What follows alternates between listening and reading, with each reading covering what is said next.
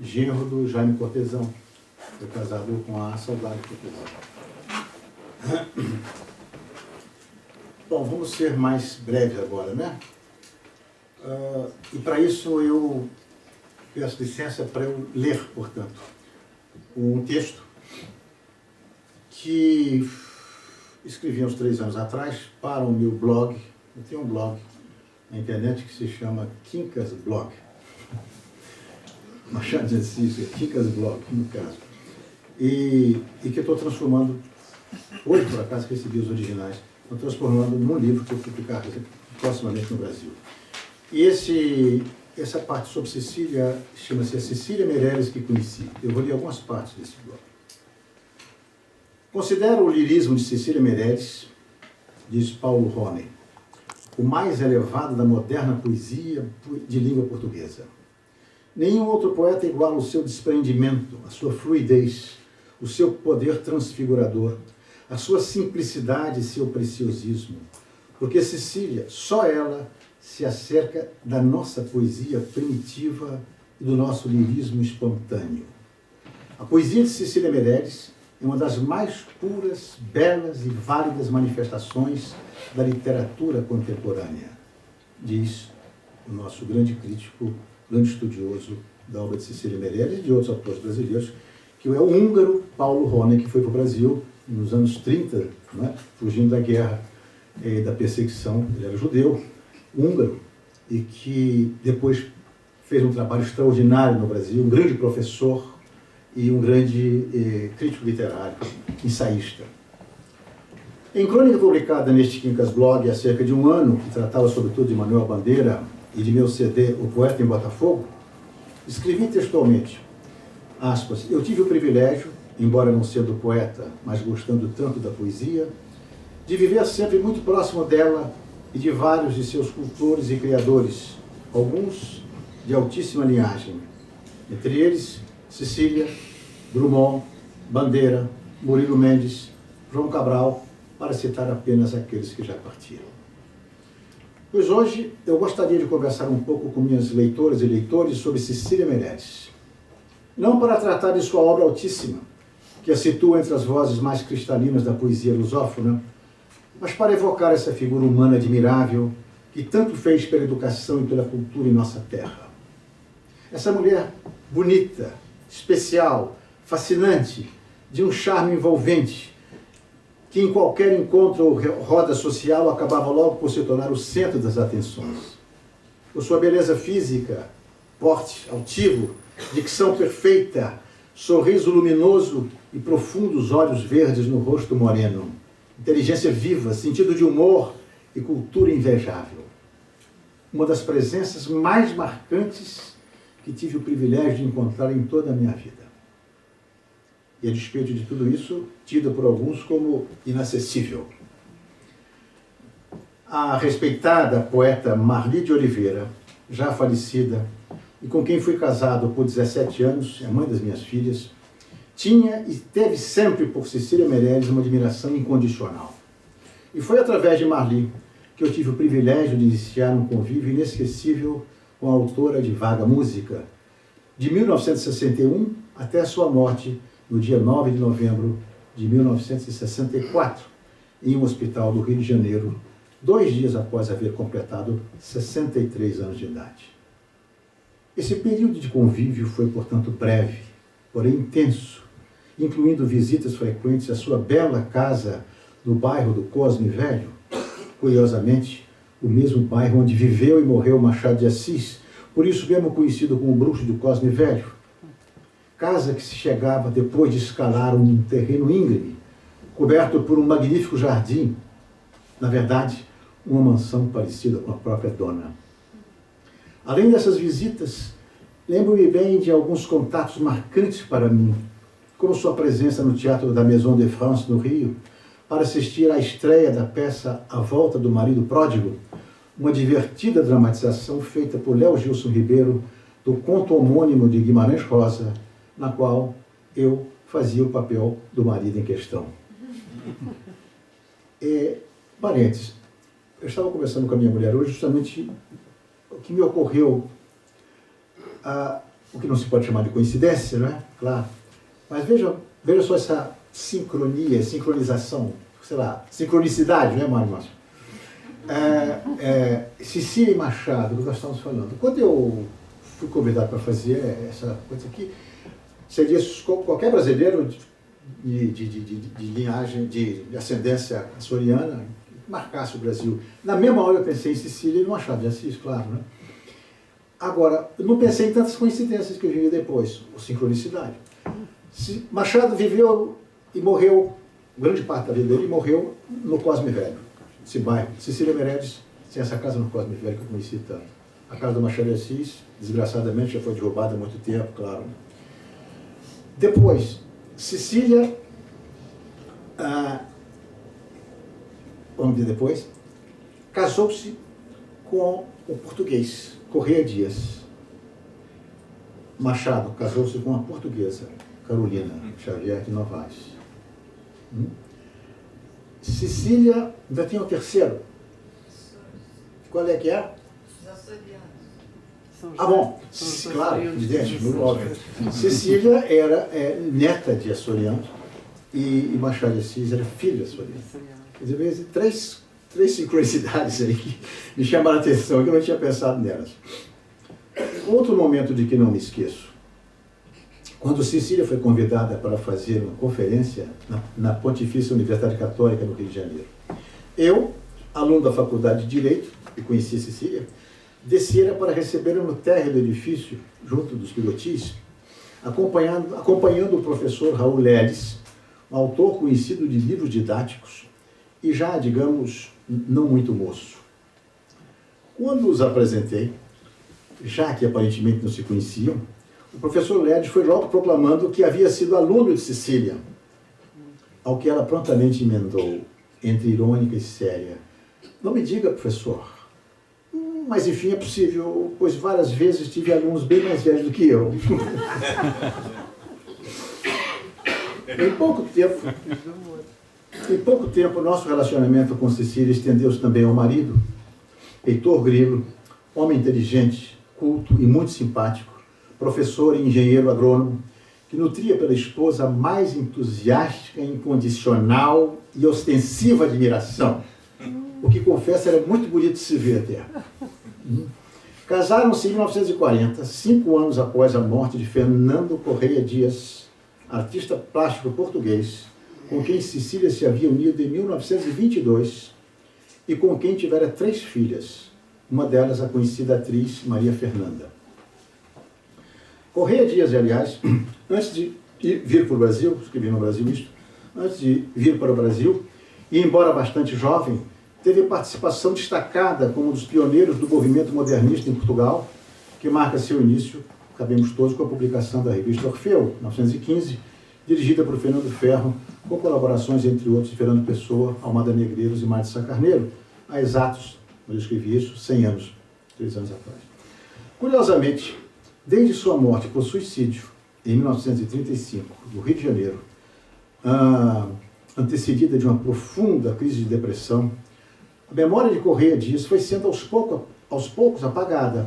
E só recentemente, em 2013, uma seleção de suas gravuras guardadas na velha casa do Cosme Velho veio a público com o lançamento da obra Fernando Correia Dias, um poeta do traço, editora Batel, do historiador português Oswaldo Macedo de Souza. Segundo este, Correia Dias, abre aspas, Correia Dias foi um cenógrafo da vida, seja nas artes gráficas, nas artes decorativas ou na publicidade. Foi o primeiro artista português a criar uma página publicitária para os seus serviços multidisciplinares, como caricatura, ilustração, cartazes, vitrais, cerâmica, pirogravura, marcenaria. Seu grupo de Coimbra seria o grande motor da introdução do modernismo em Portugal. Não é sem razão que tanto a vida quanto a obra de Cecília esteve embebidas da cultura e da alma portuguesas. Machado de Assis, idem, como nós vimos. Seus antepassados eram imigrantes açorianos. Sua avó, que a criou, era da ilha de São Miguel. Outra coincidência da própria ilha de São Miguel, como a mãe do Machado. Onde nasceram também a mãe de Machado de Assis. E seu primeiro marido, chega de Coimbra ao Rio de Janeiro aos 21 anos de idade, tendo seu talento de artista logo reconhecido pela intelectualidade local, a começar pelo escritor Ronald de Carvalho, seu grande incentivador e diretor para o Brasil da revista Orfeu. E foi ao lado de Correia Dias que a apresentou aos jovens vanguardistas portugueses que Cecília Meirelles realizou sua primeira viagem a Portugal em 1934. Aliás, eu não posso deixar de mencionar a esse respeito uma passagem bastante curiosa de um livro que eu achei magnífico. Recentemente, quando eu publiquei isso aqui há 3 anos atrás, tem uns 4 anos que foi publicado um livro chamado Fernando Pessoa, o Romance. Uma espécie de autobiografia do poeta, ou dos poetas, dos herônimos, escrita por Sônia Louro, na qual se registra a tentativa verídica de um encontro de Cecília com Fernando Pessoa na Brasileira do Chiado. Tentativa frustrada pela incrível timidez e insegurança do autor de Chuva Oblíqua, que acabou deixando a colega brasileira esperando em vão durante mais de 2 horas. Enquanto ela esperava, ele passava incógnito por seu hotel e deixava o exemplar de um livro autografado. Nada a admirar, pois, e é a romancista que fala pela Pessoa, na Brasileira, no Martinho, eu era quem mais ouvia e menos falava. Talvez porque o meu desejo mais profundo fosse falar largamente para o mundo todo através do que eu escrevia. A história registra que Cecília Benevides de Carvalho Meirelles, jornalista, pintora, poeta e professora, nasceu no bairro do Rio Comprido, na cidade do Rio de Janeiro. Seus pais eram Carlos Alberto de Carvalho Meirelles, funcionário do Banco do Brasil, e Matilde Benevides Meirelles, professora da rede pública de ensino fundamental. Antes de Cecília nascer, veja quanta tragédia, antes de Cecília nascer, sua mãe havia perdido seus outros filhos, Carlos, Vitor e Carmen. Carlos morreu 3 meses antes do nascimento de Cecília. Aos 3 anos de idade, sua mãe morreu e Cecília passou a morar com sua avó materna, Jacinta Garcia Benevides, uma portuguesa nascida na ilha de São Miguel, nos Açores. Na época, viúva e única sobrevivente da família. Ela criou a neta com a ajuda de Pedrina, a babá da menina, que sempre lhe contava histórias à noite. A vida de Cecília, como se vê, não foi nada fácil.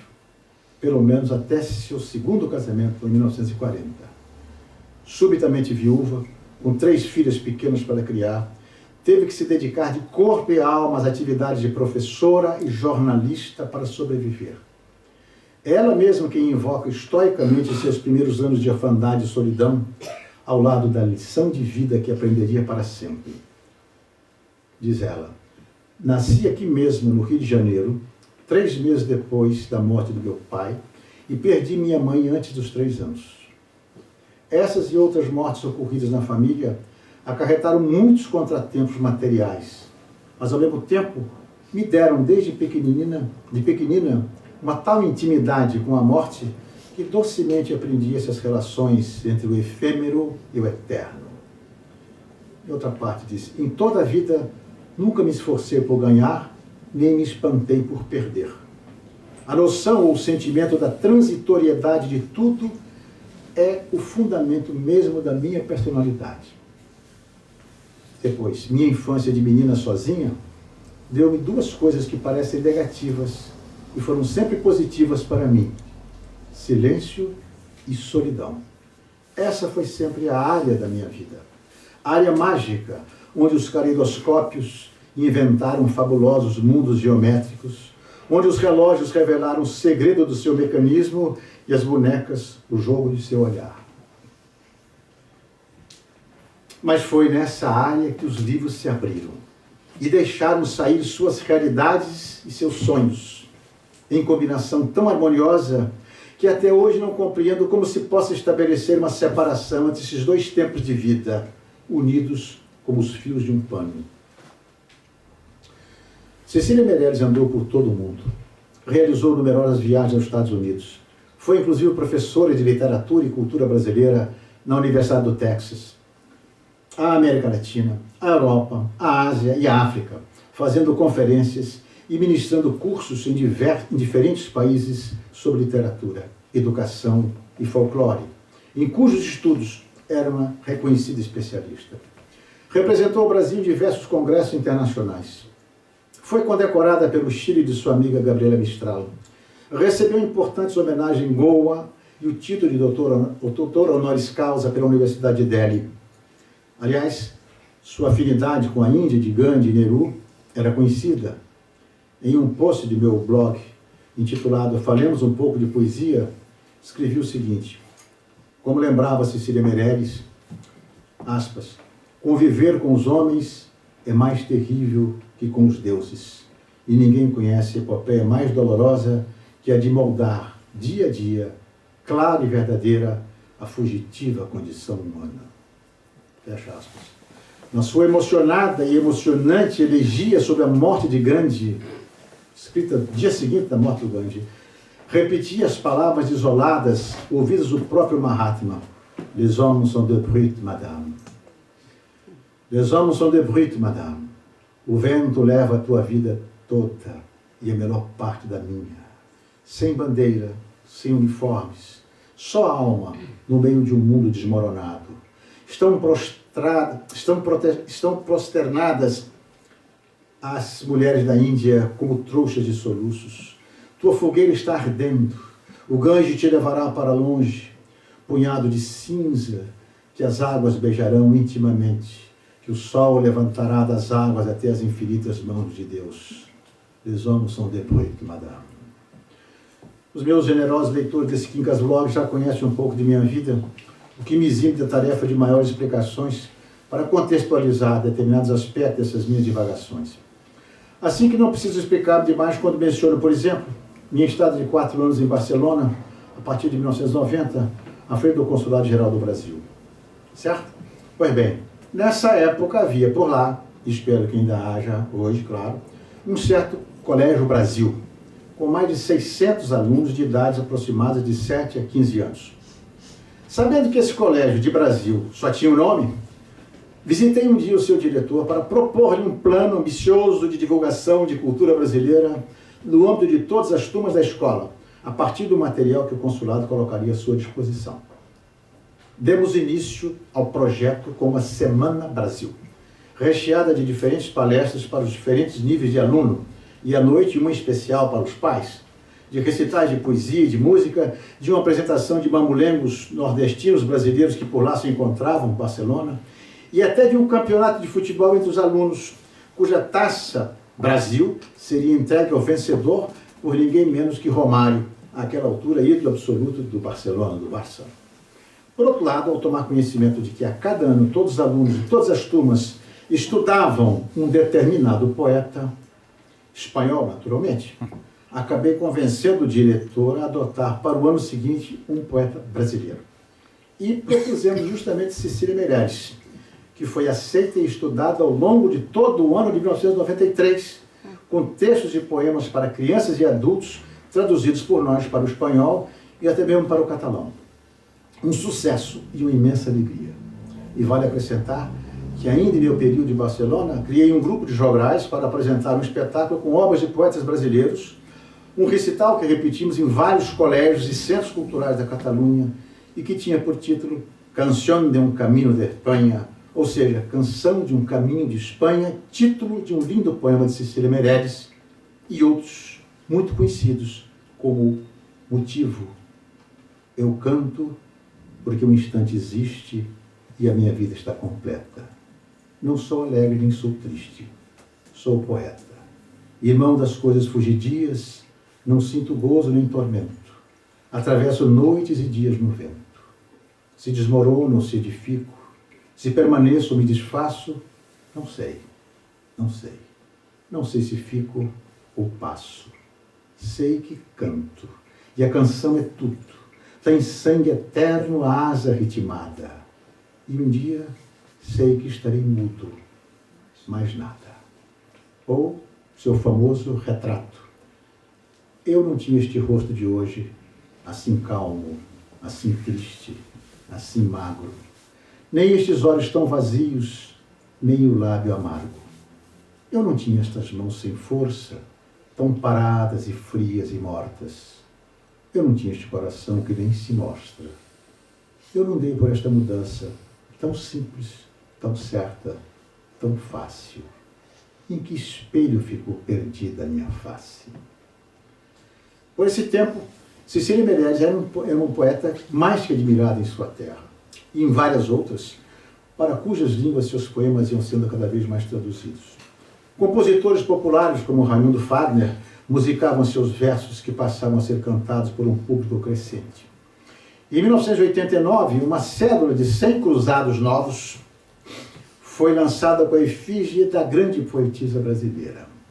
Pena que a inflação galopante da época acabou logo por engolir não apenas Cecília, como Drummond, Portinari e até o nosso mestre dos mestres, Machado de Assis. No site do Banco Central, podem-se ler hoje os detalhes daquela cédula de Cecília, que reproduz inclusive um desenho de sua autoria. Anverso. Retrato de Cecília, 1901-1964, tendo à esquerda a reprodução de desenho de sua autoria, ao qual se sobrepõem alguns versos manuscritos extraídos dos seus cânticos. Reverso. A gravura à esquerda representa o universo da criança, suas fantasias e o momento da aprendizagem. O painel é completado à direita com a reprodução de desenhos feitos pela escritora, representativo de seus estudos e pesquisas sobre folclore, músicas e danças populares. Eu nunca vi uma nota tão bonita quanto aquela, um bilhete de dinheiro tão bonito quanto esse de Cecília. Confesso aos amigos e amigas que deixei para o fim dessa narrativa a parte mais tocante para mim e por isso mesmo aquela que nunca mais me saiu da memória afetiva. Em 1963, Marie de Oliveira e eu havíamos decidido marcar o casamento para o início do ano seguinte. Convidamos para nos apadrinhar os amigos Manuel Bandeira e Clarice Lispector. Todos aceitaram, com grande alegria para nós. Mas uma coisa nos penalizou muito: a ausência de uma madrinha que tanto queríamos, mas que não podíamos convidar por haver adoecido gravemente naquela época. Essa enfermidade incomplacente impediu-nos a alegria de tê-la conosco no dia 20 de janeiro de 64, na cerimônia realizada no Rio, na Igreja do Outeiro da Glória. Na verdade, Cecília foi operada no Hospital do Câncer, em São Paulo, logo no início daquele mesmo mês de janeiro. Após o casamento, viajamos para Campos do Jordão, no estado de São Paulo, e de lá, uma semana depois, para São Paulo, capital, tão só com o fim de visitá-la. Encontramos-la muito bem, ainda no hospital, mas já se preparando para sair. Queria descansar um pouco em Serra Negra, uma agradável estância hidromineral e climática a 150 quilômetros de São Paulo. Poucos dias depois, Maria e eu fomos também para Serra Negra, de onde Cecília decidiu retornar conosco para São Paulo, em meu pequeno, mas valente Fusquinha, Volkswagen, né? Enquanto o doutor Heitor, marido, e a enteada Maria Matilde seguiam de ônibus. E o mais extraordinário foi o momento em que tivemos um pneu furado na estrada. Tenho ainda guardada comigo, só não descubro onde, uma pequena foto das duas poetisas ao lado do Fusquinha, no acostamento da rodovia, aguardando o habilidoso chofer aqui concluir a troca de pneus. Menos de um ano depois, como vimos em novembro de 64, falecia nossa querida e tão admirada amiga em um hospital do Rio de Janeiro. E o Brasil e a língua de Camões perdiam uma de suas vozes mais límpidas e harmoniosas. Para concluir, volto agora momentaneamente ao hospital em São Paulo, onde a estávamos visitando após a cirurgia. Logo depois de chegarmos ao seu apartamento, ela pede ao doutor Heitor que apanhe no armário o presente de casamento dos meninos. Era um embrulho lindo, tipicamente siciliano, uma delicada caixa amarrada com fitas e envolta em papel encarnado. Ao abri-lo, deparei com algo ainda mais siciliano, mais simbolizante daquela autora de títulos sugestivos, como Mar Absoluto, Viagem. Era um pequeno e delicado barco veleiro de madrepérola, acompanhado por 2 versos decassílabos, especialmente criados para a ocasião e escrito numa caligrafia que conhecíamos tão bem. Ventos felizes para quem embarca por mar de rosas e nave de Nácar. Esta foi a Cecília Meirelles que conheci e quis compartilhar com meus amigos do Quincas Blog e agora com os meus amigos da Casa dos Açores, em Lisboa. E eu gostaria de dizer que agora vamos passar para um momento muito especial, porque agora Tereza Machado vai nos brindar com... Bom, não vou nem dizer, ela já. É Cecília Meirelles. É um poema, claro, mas cantado. Amália celebrizou e a música é do grande Alan Ullman. Chama-se Naufrágio e é um poema de que eu gosto particularmente, como sabe.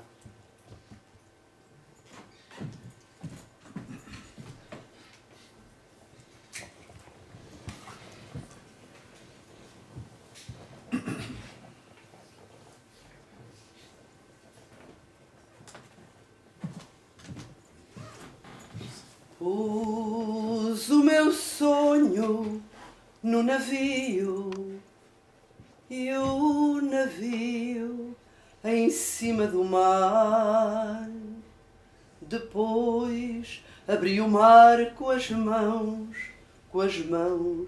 para o meu sonho naufragar. Minhas mãos ainda estão molhadas do azul das ondas entreabertas, e a cor que escorre dos meus dedos colore as areias desertas, e o vento vem vindo de longe, e a noite se curva de frio. Debaixo d'água vai morrendo o meu sonho, vai morrendo dentro do navio. Chorarei quanto for preciso para fazer com que o mar cresça e o meu navio chega ao fundo e o meu sonho desapareça.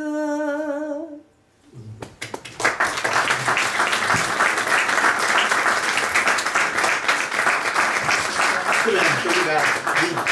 Obrigado a todos.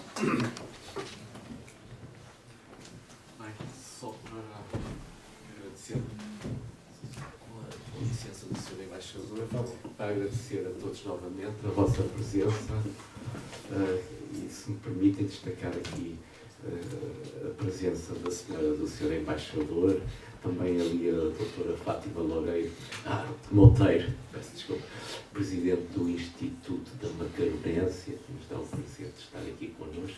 Pronto, quero destacar. Não sei se está aqui o senhor da... Não.